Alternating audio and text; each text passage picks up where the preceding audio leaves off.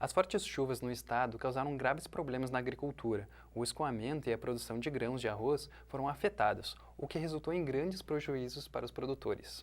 Você vai conferir também como a falta de acessibilidade ainda afeta pessoas com deficiência, que lutam para se integrar na sociedade. E por falar em inclusão, Santa Maria cria o Comitê de Apoio a Migrantes e Refugiados, que auxilia os recém-chegados na cidade.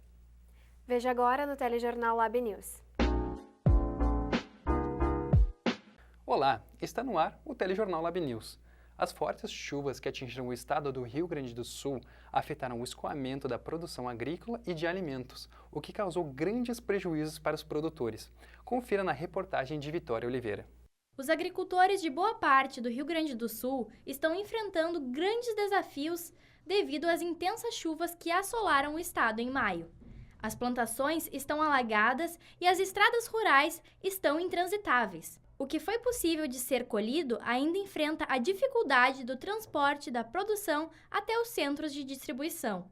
Os transtornos atingem toda a cadeia produtiva, desde os mais pequenos até os grandes produtores. A Cooperativa Agropecuária Júlio de Castilhos, Cotrijuc, é uma indústria que beneficia arroz, soja e milho, localizada na região central.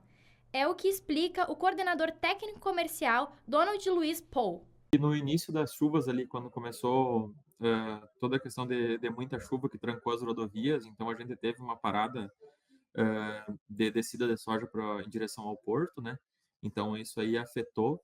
E após agora, com as cheias, vamos supor, ali do Guaíba, que acaba afetando a Lagoa dos Patos ali, a questão dos portos, também a gente teve um baixo volume de logística, né, de soja descendo em sentido ao porto. Então tá bem afetado quanto a isso. As cidades que rodeiam o município de Santa Maria são as maiores produtoras de arroz.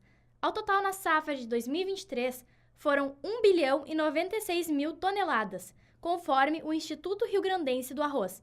Segundo o diretor regional da Emater, Guilherme Godoy, estamos em um momento crucial para a reestabilização destes produtores. A gente tem que fazer uma análise um pouquinho mais atrás, né, que a gente veio de 3 anos de estiagem, né? Então agora o 4º ano é mais um desafio para a agricultura, que é um ano que a gente teve excesso de chuvas.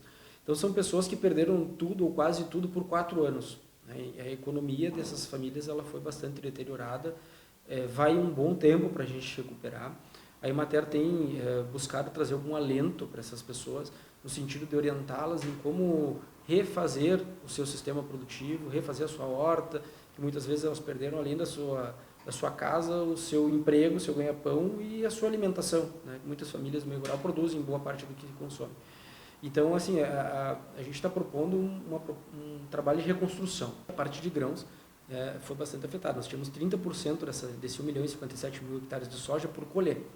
E o impacto foi bem grande, esses prejuízos foram muito grandes em relação não apenas à perda desse grão, mas também a baixa qualidade dos grãos que conseguiram ser colhidos ainda por uma janela que a gente teve ali entre o início das fortes chuvas, aí parou um pouquinho e depois voltaram de novo as chuvas. Então a gente conseguiu fazer uma colheita nesse período ainda, mas a qualidade do grão foi muito baixa.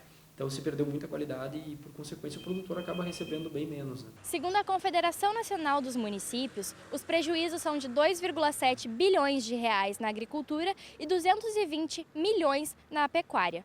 Muitos desses produtores ainda podem levar anos para se reestabelecer, pois os prejuízos ainda não foram calculados. Esse é o caso do seu Cláudio, que é um pequeno produtor e feirante na região de Santa Maria. Aqui na nossa região, mano, nenhum de nós tem nada por enquanto. Vai normalizar para o fim de agosto. Por causa da chuva e das enchentes, não temos nada. Nem eu, nem meus colegas que plantam. A gente consegue muitas dessas coisas agora, no momento que não temos aqui no sul de São Paulo. É isso, se abastecemos vindo de São Paulo. Até a gente equilibrar o nosso aqui.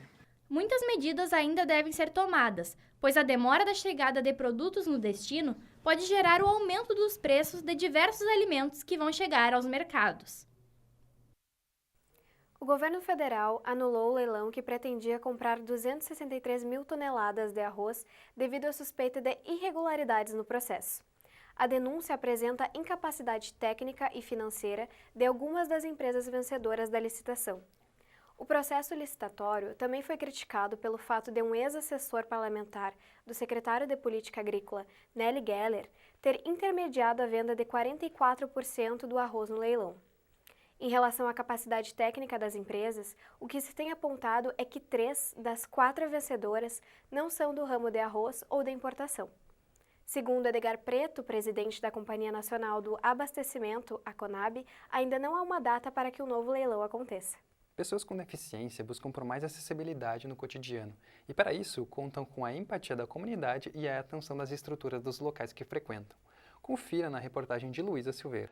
Enquanto a maioria das pessoas passa pelo seu caminho diário sem pensar nas possíveis barreiras físicas, aqueles que vivem com alguma deficiência veem cada trajeto como um desafio, obstáculos que vão desde infraestruturas não adaptadas a espaços sociais inacessíveis. Meu filho estuda, faz parte do direito noturno e geralmente às 18 horas, quando ele teria acesso aqui, nunca tem vaga, sempre ocupado, né? E muitas vezes, a infraestrutura dos lugares é feita apenas para seguir a legislação. Falta do cuidado, da manutenção dos lugares é muito importante. Muitas vezes já passei por constrangimentos de elevadores não estarem funcionando e aí só terem uma outra possibilidade de ser escada, aí ter que ser carregada. A norma brasileira 9050, publicada em 2020, é responsável por garantir a autonomia, o conforto e a segurança das pessoas com deficiência. É ela que busca padronizar os espaços públicos e privados e é dever do Conselho de Arquitetura e Urbanismo fiscalizar se ela está sendo aplicada de maneira correta ou não. Norma NBR 9050, em que possibilita que sejam planejados esses espaços eles têm uma série de requisitos, como rotas acessíveis, giros, por exemplo, de um cadeirante, outras questões relacionadas com quem tem também uma baixa visão, ou mobilidade reduzida, permanente ou temporária.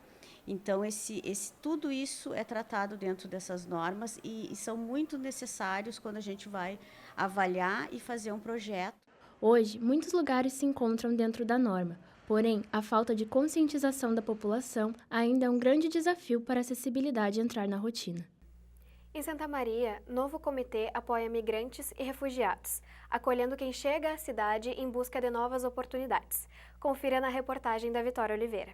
Foi aprovada em março deste ano a criação do Comitê de Atenção ao Migrante e Refugiado, o COMIRE. O projeto estava tramitando no Legislativo Municipal desde fevereiro de 2022. O comitê foi idealizado pelo Grupo de Pesquisa, Ensino e Extensão, Direitos Humanos e Mobilidade Humana Internacional, MIGRAID, da Universidade Federal de Santa Maria. Conforme a professora Juliana Redim, coordenadora do MIGRAID, nem sempre o que os sistemas de atenção oferecem são os que os migrantes precisam. É uma iniciativa que ela já vem de uma pauta nacional, a importância da criação nos âmbitos locais, os comitês intersetoriais e interinstitucionais, para poder fortalecer a resposta local para a população migrante e refugiada, né? Que quando vem para uma cidade acolhida, vem com demandas e é preciso que essas cidades possam trabalhar como uma governança. Isso é possível conversando com todos os setores, seja as instituições federais, estaduais, também locais e também sociedade civil e a população migrante para poder avançar em resposta adequada a partir da realidade que cada migração traz, né? No âmbito da cidade. Segundo uma pesquisa realizada por 6 integrantes do Grupo Migrade, cerca de 500 imigrantes vivem em Santa Maria atualmente. O levantamento realizado conta com informações do Sistema de Registro Nacional Migratório, Sistema do Comitê Nacional para os Refugiados, Ministério do Trabalho, Cadastro Único, INEP e IBGE. O resultado final da pesquisa será publicado até o final de 2024. Muitos destes imigrantes e refugiados acabam por ser invisibilizados pela sociedade.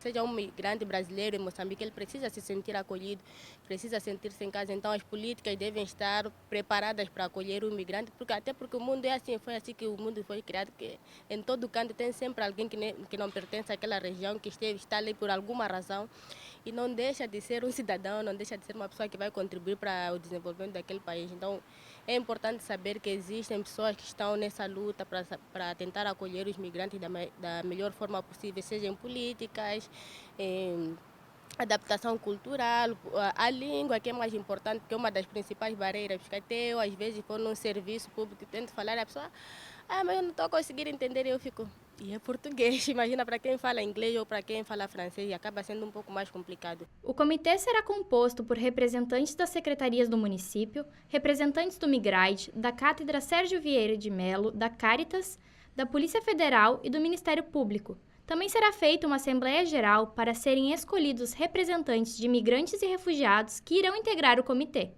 Que bacana, né, Yasmin, que iniciativas como essa estão presentes na nossa cidade. É muito legal, Rubens. A santamariense Helena Scolari do Canto, de 17 anos, foi classificada para a Jornada Internacional de Ciência e Tecnologia e vai concorrer na Space Coast, no Cabo Canaveral, na Flórida, entre os dias 6 e 12 de outubro. Desde o primeiro ano do ensino médio, a Helena se dedica aos estudos de ciência e tecnologia e já conquistou o 2º lugar nas Olimpíadas Brasileiras de Foguetes. Boa sorte, Helena! E assim concluímos mais um Telejornal Lab News. Não perca nossas próximas edições para mais informações. O Telejornal Lab News é uma produção dos acadêmicos de jornalismo da Universidade Franciscana para a cadeira de jornalismo audiovisual, sob a coordenação da professora Nelly Mombelli. Até a próxima! Até mais!